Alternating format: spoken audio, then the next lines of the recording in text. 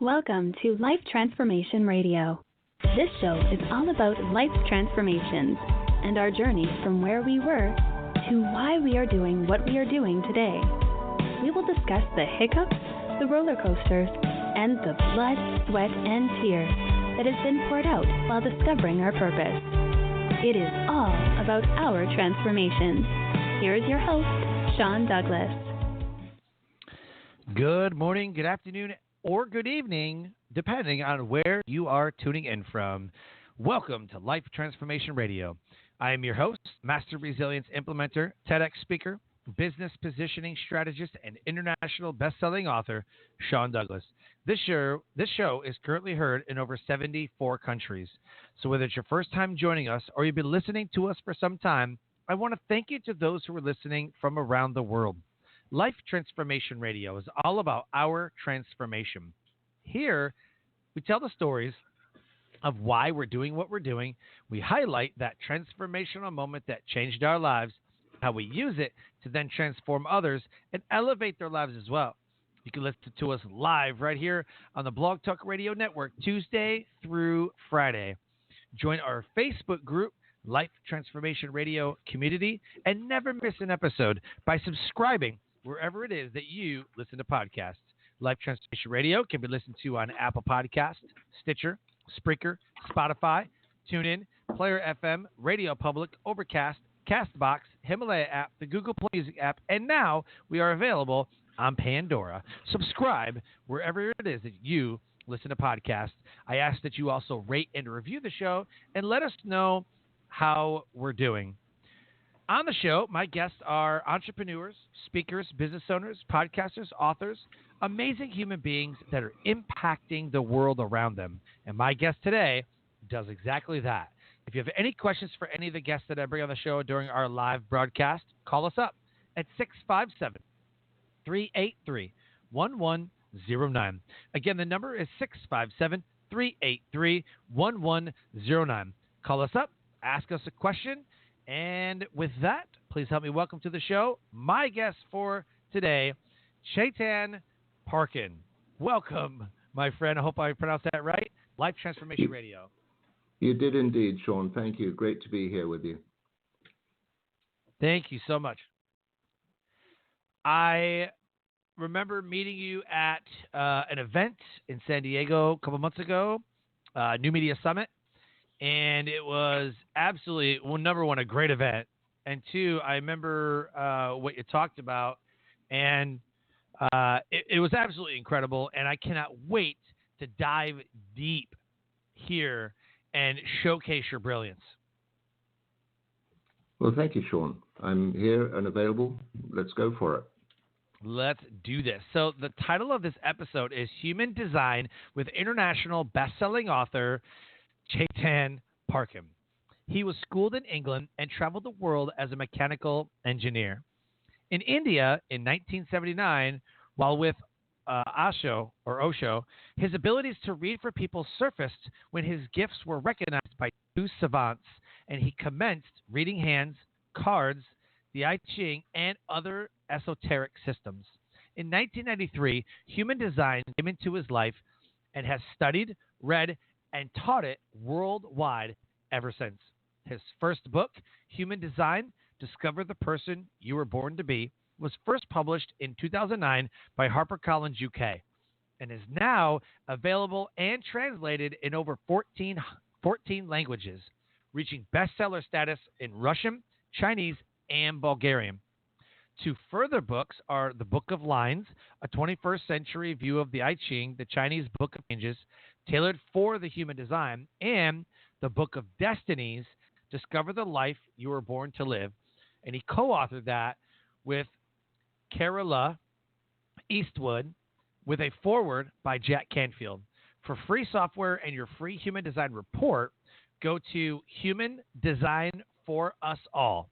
Human Design for Us All.com is right there in the show notes.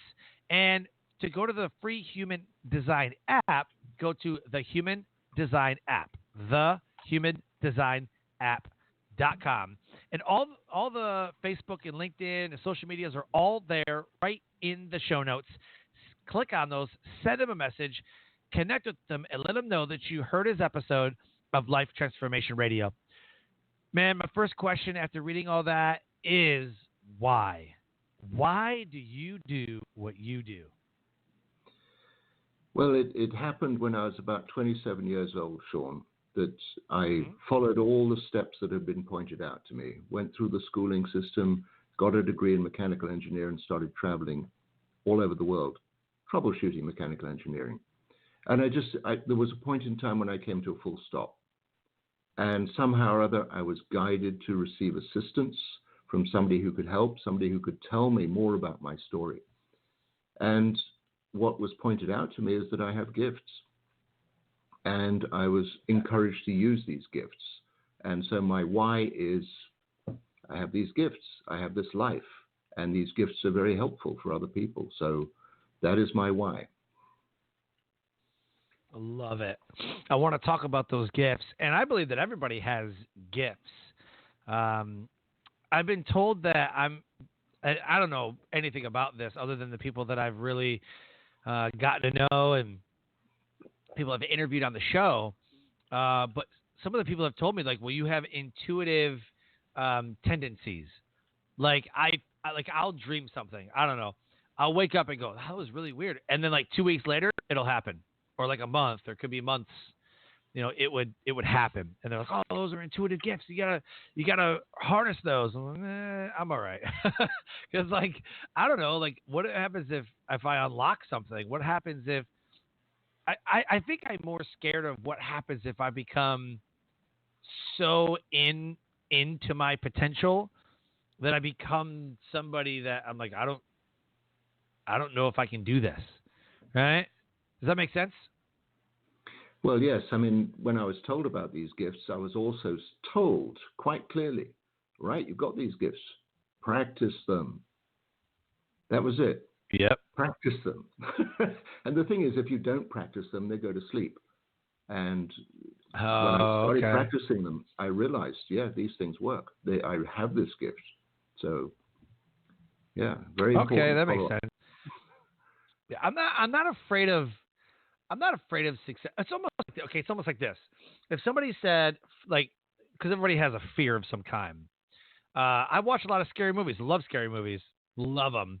But I won't watch scary children movies because I'm a father of 4, and 2 of them are super young.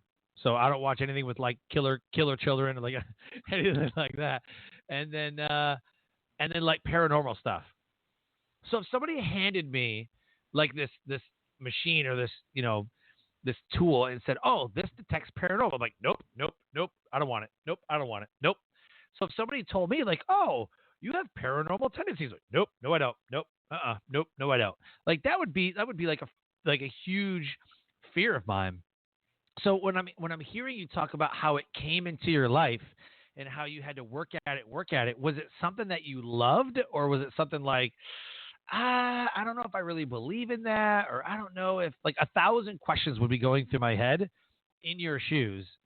So I'll practice them. You'll be good. Like, I don't know. Well, it's perfectly fine that you say that, Sean. That in my experience, what happened was the first time I was told about myself, I was told about these gifts by 2 different savants. And they both said, absolutely, you've got these gifts, but you've got to practice. So the first one told me, and I said, oh, that's kind of interesting. So a week later, I meet the second one, and he was a psychic palm reader. He insisted on reading my hands. And then when he told me pretty much what the first savant had told me the week earlier, then I began to pay a bit more attention to it. And he said, when he finished his reading of my hands, he said, I'm going to show you how to read hands. So, for the next 10 minutes, he shows me all the lines, the markings, this, that, and the other. I think that's fascinating. That night, I go back to where I'm staying. It's a funky little hotel. And it's got an outdoor restaurant. And I'm sitting outdoors with my friends in this restaurant. And, we're just about to wrap up our meal. And I say, the funniest thing happened to me today. This guy showed me how to read hands. I kid you not. In the space of 10 seconds, it was covered with hands. Even the waiter came over and put his hands on the table. And so what do you do? You know, what do you do in a situation like that? You just tell everyone to go away, or I started telling them what I saw. And every single person said, wow, that's amazing. How did you know to tell me that? And that's where it all started for me. In a way, I had to be pushed a little bit to do it, but the gift was there, and it was very obvious and very clear right from the get-go. Makes sense. I like that. So I want to dig in more to that part. The whole show is about transformation. And I believe that we go through these moments that build us. And every moment that we come across is a fork in the road. Mothers Against Drunk Driving was started because their child was killed by a drunk driver. A lot of 501c3s are started because somebody lost their life in remembrance of.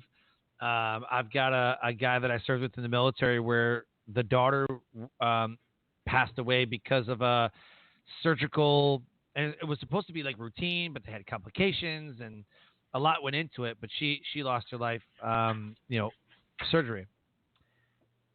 And now there's a 501c3 set up for that and funds and, all that stuff to help people in that type of situation. So I'm wondering, what was your transformational moment? The moment in time where your life was completely transformed and set you on the path to what you're doing today? Was it that moment with the savants? Or no, was there a different it was one? Actually before that, Sean. It was before that. Okay. I said I went through all the schooling system, did what was the apparent right thing to do in life, became a mechanical engineer and studied and traveled. And there came a point in time, I just, the world was giving me everything. I had a rubber stamp on a piece of paper that could get me a job pretty much anywhere. So it was an amazing experience, just walking into these extraordinary jobs and situations as a freelancer. Come and go. And so I'd taken on this safari through Africa, like a 6-month safari. I was going to lead the safari through Africa. We drove all the way down from Tunisia, through the Sahara, all the way down to the west coast of Africa, and then across through the jungles and all the way to Kenya. I mean, you can imagine some of the experiences we had, the things we saw. Amazing trip, 6 months. I get to the end of the trip and I hit the wall. I've been exposed to all these amazing things, and I have not got a clue where my life is going next. The engineering thing is kind of, not so interesting anymore. And I've come to this place of complete standstill in myself. What do I do? And just fortunately, I was guided to have these readings with the savants. But it was literally that moment in time where I threw my hands up and said, I don't know. I need some input here. And that's what I say to everybody that's having a transformation in their life. Transformation is not about following the person in front of you. It's not about following somebody else's directives of what's supposed to happen. It's about realizing at some stage in your life, you're going to have to go to hell. You're literally going to have to go to hell. You're going to have to go deep, deep, deep inside yourself. And then you've got to get out of hell. And on your way out of hell, you recognize what are the steps you need to take to get out of hell, what it is that's going to bring the greatest benefit in your life as you come out of hell. And then you're actually qualified to encourage and help other people to get out of hell. Wow. Are you talking about the hell that we create for ourselves, or that the hell that's created here? It's all that the we same go thing. through? It's all the same thing, Sean. We come into this world with a soul agreement. At some point, somewhere, in a solar system far, far from here, who knows how it all happens. But we come in here with a soul agreement. And the whole thing is, can you accept that agreement once you're here? And if you can, then life is going to start throwing curveballs at you and seeing, what do you do? Do you play these things? Or do you just throw your hands up and say, I've had it? Or I just, I'll do the needful, and the sooner my gravestone comes, the better. Huh. Unbelievable. Yeah. I mean, you're totally right. I mean, I could name, twice in my life where I was just literally one time I was in the hell that I created. It was my fault. I did that, and it was the worst moment imaginable. It drove me to try, suicide, and this was the moment. You can't get any lower. I make fun. I fell so far from grace. I mean, I was the guy that was like, I got a lot of money and I'm flaunting it. I'm like, everybody look at me. Like, I was not humble, 12 or so, 15 so years ago. And I had all this money. I'm like, yeah, look at me, everybody, And then I fell so far from grace that I bounced off the rock twice at the bottom. I hit rock bottom so hard that I had bounced off the rock twice. And for just a year solid, it was everything imaginable. Everything's taken away. You lose everything, and you're left in the pit of the own hell that you created. So I totally get that. I totally resonate with that. Yeah. And here you are, the moment of transformation. You found your way out of hell, and here you are, and you're guiding other people. Get out of hell. Get in the life again. Mm-hmm. Yeah, and it's funny how that works. If I look at the last 10 years of my life, the way it was designed, I had to go through that hell in order to have a message. I had to have a testimony coming out. And then I became a drill instructor, and I had to learn how to speak to tell my testimony. And then when I was a drill instructor, I got picked up to be a resilience trainer and a suicide awareness trainer. I had to go through those moments in order to have that experience, in order for me to teach that. I had to learn how to speak in order to teach that. I had to have a message. I had to have a testimony. Now I have the platform. I have the platform to do it as a resilience trainer and a suicide awareness trainer. Then I created this show, Life Transformation Radio, and I had a bigger platform that I could speak on and tell my story. And I just look at the last decade of my life, and that's how it works. Literally, I look at every major moment, and that is exactly what happened. I went through my dark place. I came out of my dark place. I took what I learned. I got some more tools, used those, got some more tools, used those, and I just kept doing that over and over and over again. And I never ran away from it and goes, no, I don't want to talk about that, and try to hide it. And I used what was around me to then go to that next level. And it's the way it was designed. There it is. And the fact of it is, you're a very different person than you were 10 years, 15, 20 years ago. You're living 100%. A very, very different life. Yeah. 100%. Yep. Yeah. Absolutely. Yeah. Well, let's talk about that. Human design, or our designed life plan. I really want to hit this. How do you define human design? Because I think I know, but or what my interpretation of the human design is, but I want to get your take on it. You're the expert. What is human design for somebody listening? So it's a system. It's a name of a system, the human design system. And it's basically a few things. It's a self-remembering device. It tells you exactly what it is that you gave yourself for this lifetime, what your blueprint is for this lifetime.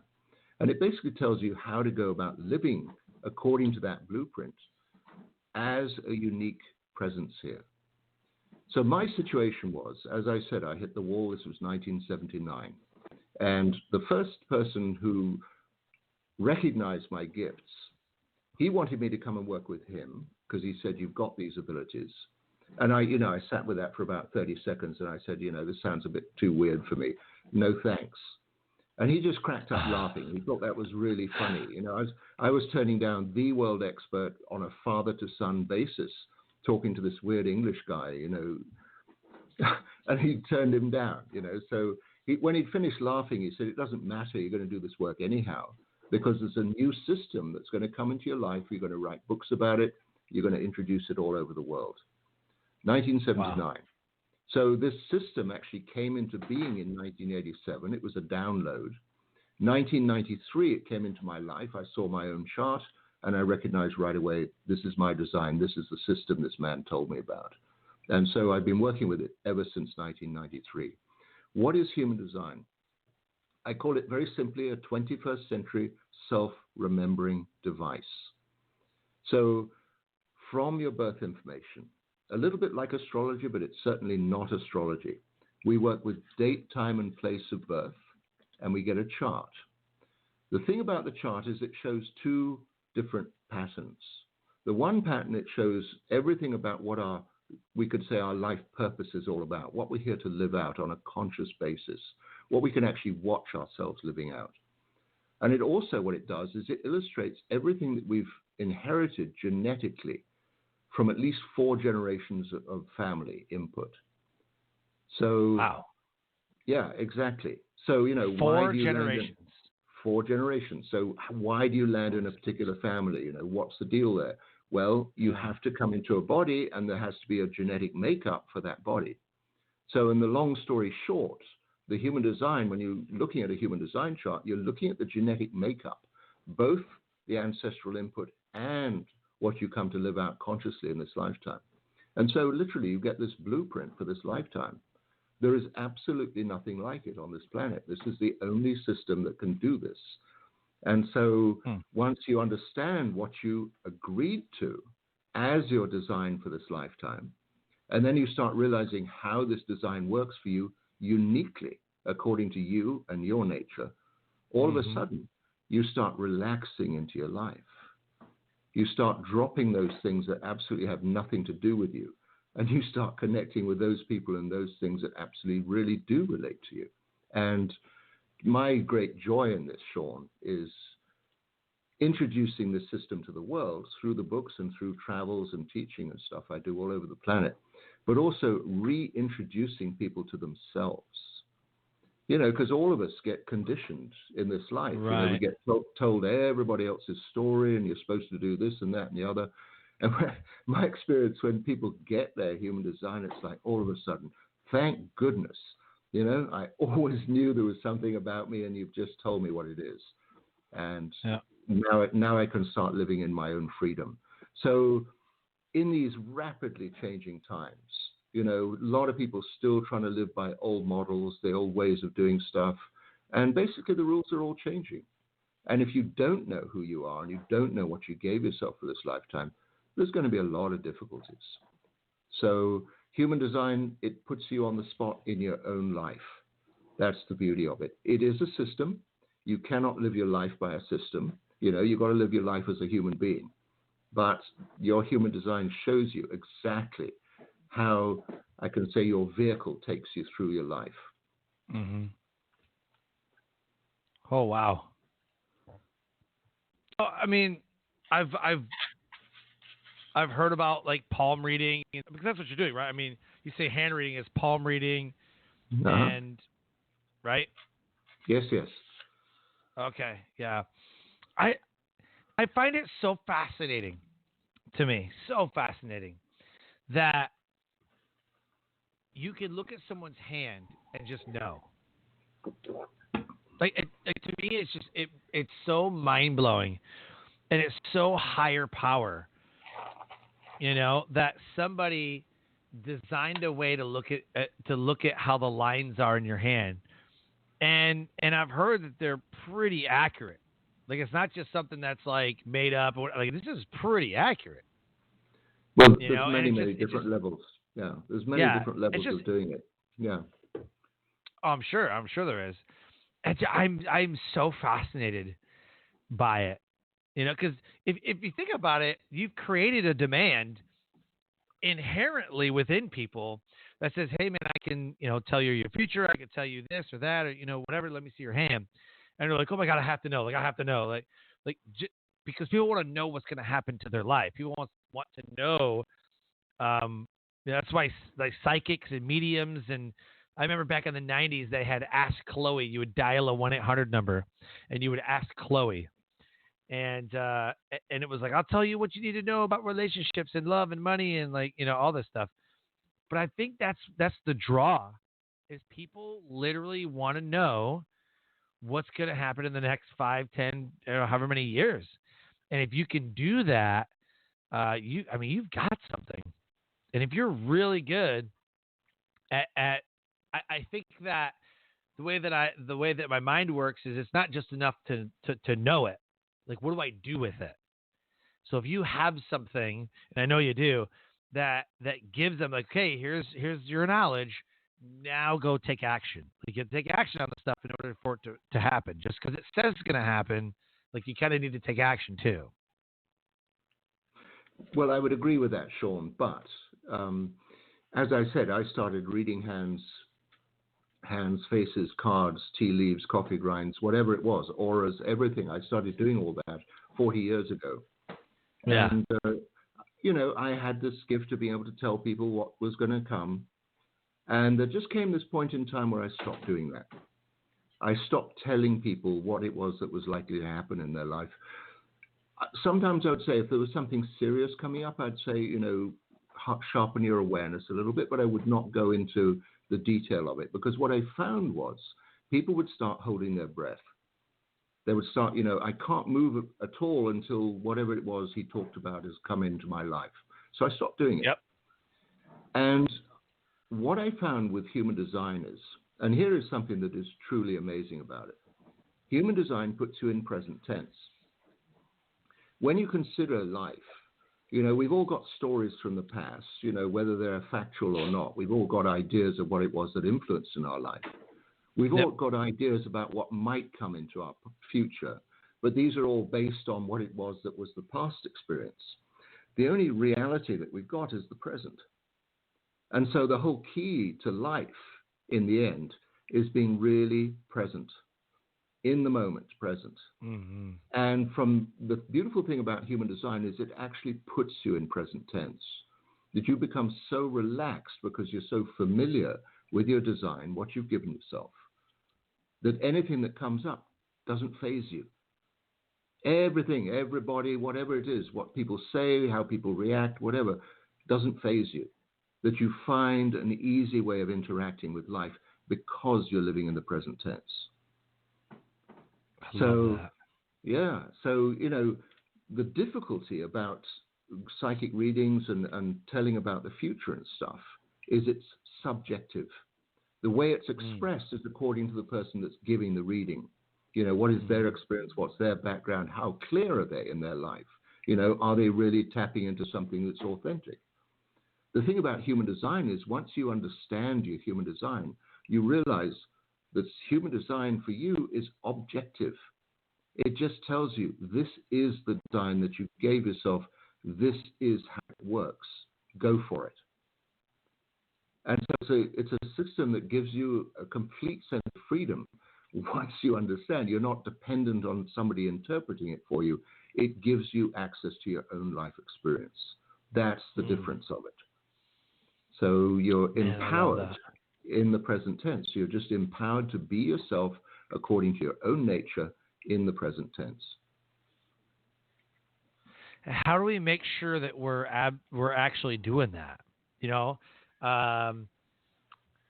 What I try to do in a conversation is listen intently. I mean, I literally focus on listening. I'm using all of my energy to look that person in the face, look at their mouth and see the words and really intently listening instead of listening to respond.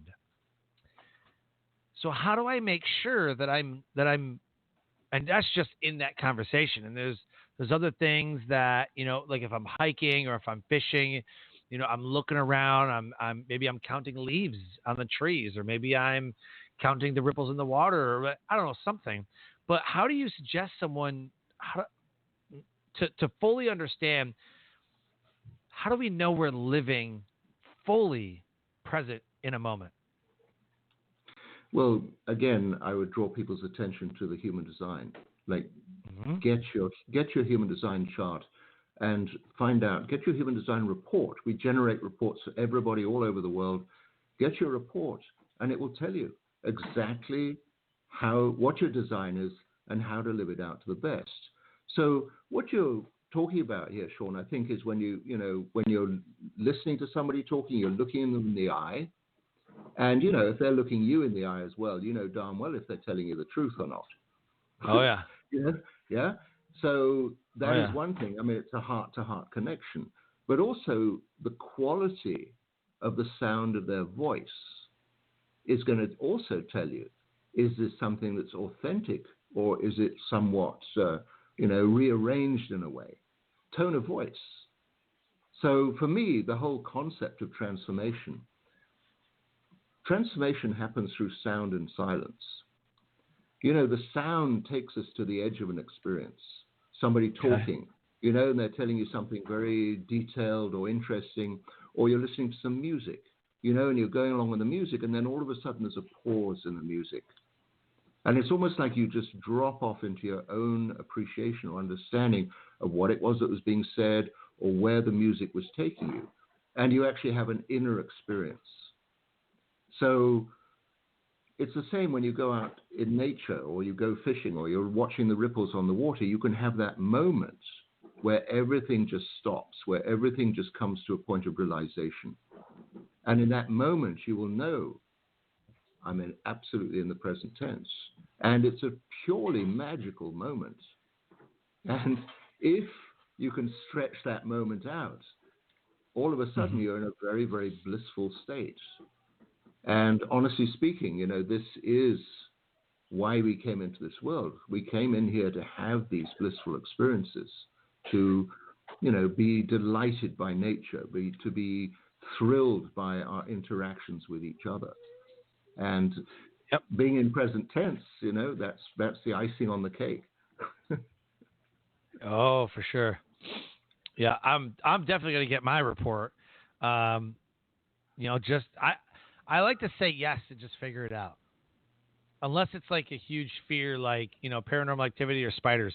You want to lay in a pit of spiders? Yeah, no thanks. I'm okay with that. Yep, I'm good. There's going to be no growth. Oh, come on, you got to get over your fears. Nope, there's going to be no growth in there. Only death. Well, when I was growing up, I had an absolute terror of water and swimming. And I had a near drowning experience when I was 5 years old. That'll do it. Tipped out of a boat. So what did I do about that? I learned to dive. I learned to do sub-aqua work, and I ended up diving on the North Sea oil pipelines. Talk about potentially terrifying situations. But it was just that thing of embracing the fear, doing what was needed, and finding myself in a calm place while I was in those experiences. So it's the same thing with any fear. I mean, I think spiders are a little awkward, but especially if they're from Australia. I've heard that Australian spiders are like ridiculous, like the size of a dog, like a chihuahua. Indeed. I'm like, yeah, I'm good. Nope, I'm good. And then people will send me stuff like, dude, check out this amazing pet. And I'm like, okay. And I look it up in an email. I'm like, okay, check out this amazing pet. Open it up. It's like a ginormous spider consuming stuff. I'm like, oh my God. Like, nope, I'm good. And so, they like to do that. So, but I'm good. I'm completely comfortable in that fear of spiders. So with that, how do you elevate the world around you? Talk about, the human design for us all. Talk about the reports and how do you elevate the world around you? Well, I think all of us don't have to look too far to realize things are changing at light speed at the moment.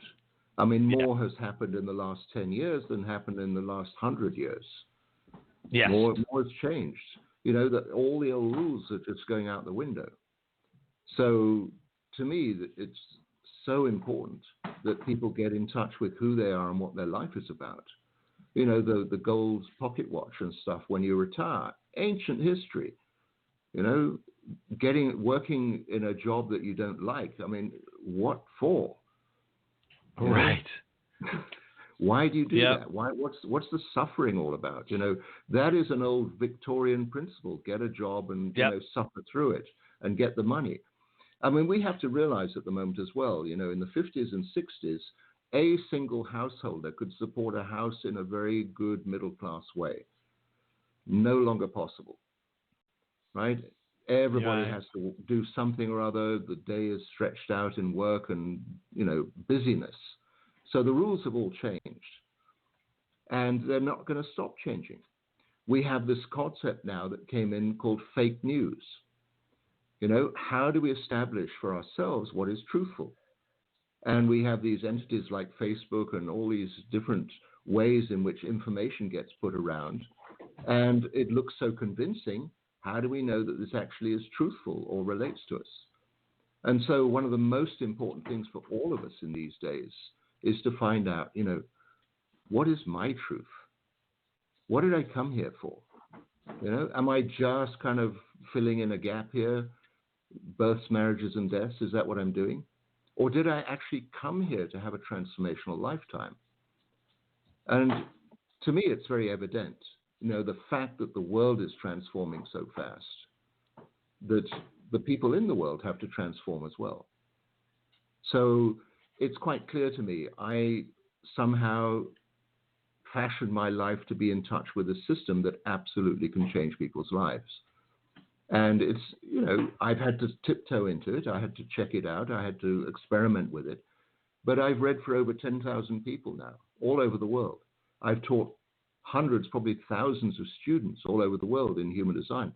And I've never had anyone come back to me and said, wow, this is really not accurate, not truthful, and not helpful.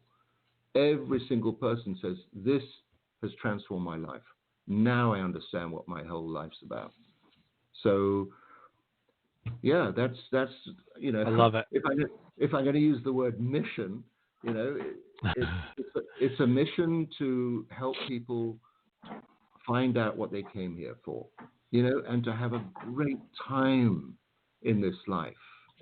The third book that we put out, this Book of Destinies, one of the stories that kind of came into my life to make this book come about was this hospice worker, Bronnie Ware. She was in Australia and she was a hospice visitor.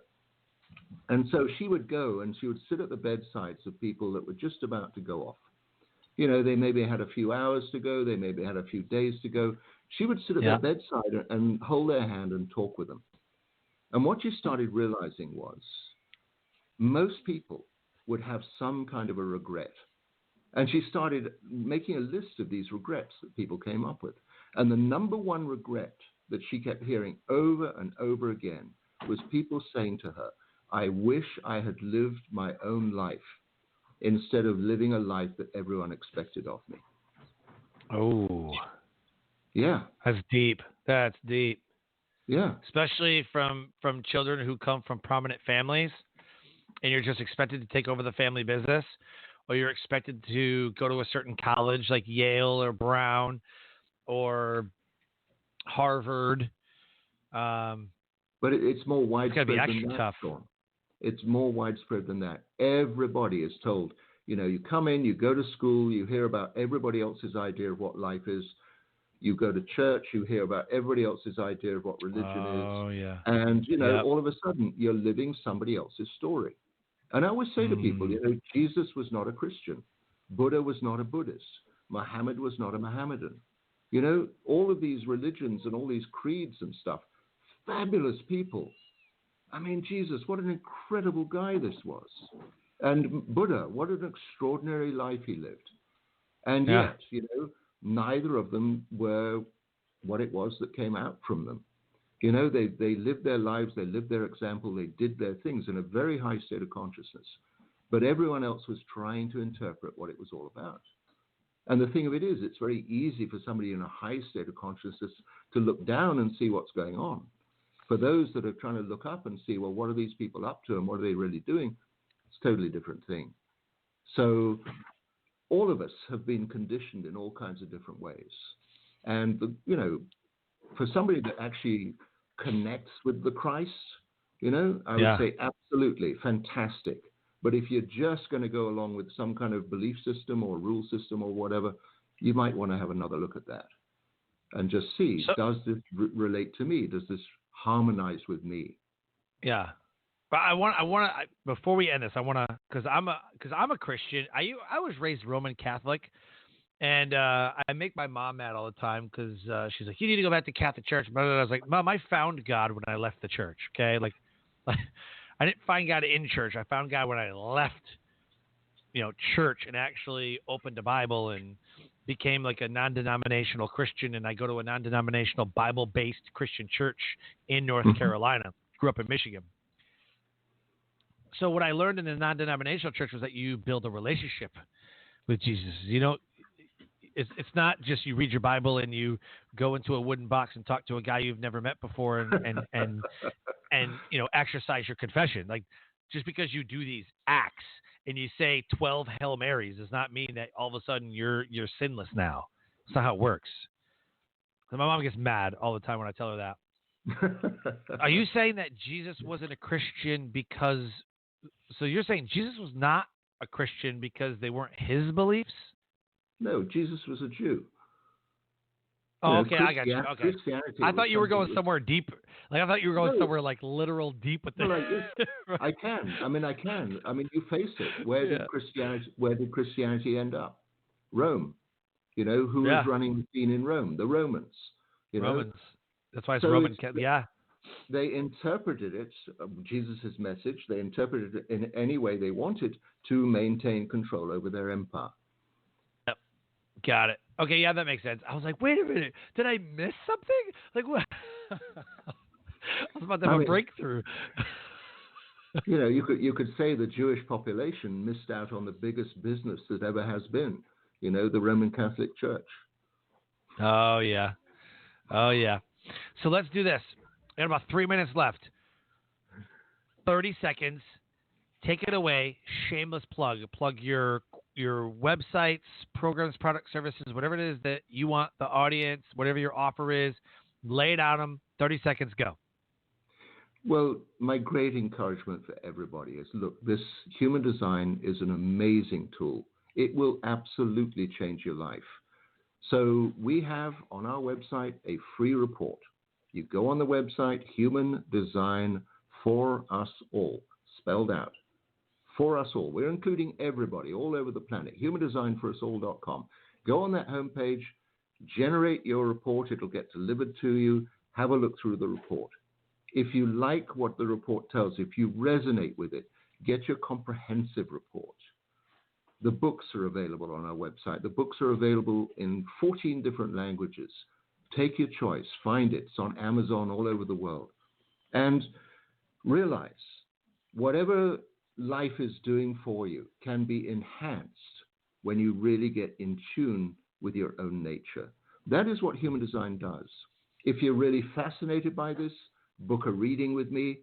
As I said, I've read for people all over the world. Everybody tells me there's a before and there's an after. And the after is an awful lot more exciting than the before. So I'm available to that. I mentor people. I get people absolutely clear in their design. Totally transforms not only their life, but the lives of everybody around them. Because one person in the neighborhood is living in accordance with their own truth. Love it. Okay, so as we close the show, we always close with a takeaway. If the listeners don't listen to anything else that you and I talked about during this 45-minute episode, what is the one takeaway that you want them to know and understand? 30 seconds. Go. There is this extraordinary possibility to find out exactly who you are, why you came here, what your life is all about. Go to our website, get your free report. It will transform your life. It will completely change everything for you. Just trust me on this. I'm going to get my free report for sure when we're done. After dinner, I'm going to get this. I'm going to download it, and I'll send you an email and let you know what I find. And get one for all your family members, too. You'll be amazed at what it tells you. Love it. All right, my friend. This has been absolutely phenomenal. It was everything that I hoped it would be. I feel like we just scratched the surface on this, too, man. I feel like we could go, like, super deep. So I want to appreciate your time and energy, and hopefully we can get you back on, man, and dig a little deeper and put some practicality behind this. What do you think? Absolutely, totally for it. Last word on this one, Sean. Yep. The last word. Find your joy. Find your joy. Love it. All right, my friend. Life Transformation Radio listeners, an amazing guest impacting the world around him. If anything has resonated with you, please go to Human Design for Us All. Get your free Human Design report. It'll transform your life. And with that, go into the show notes and click on the links, connect with him on social, and send him a message and let him know that you heard him on Life Transformation Radio. With that, I close the show by saying live your brand. Find opportunities every day to live out the core values that you hold deep in your heart. And I call this living your brand. So until next episode, live a great life.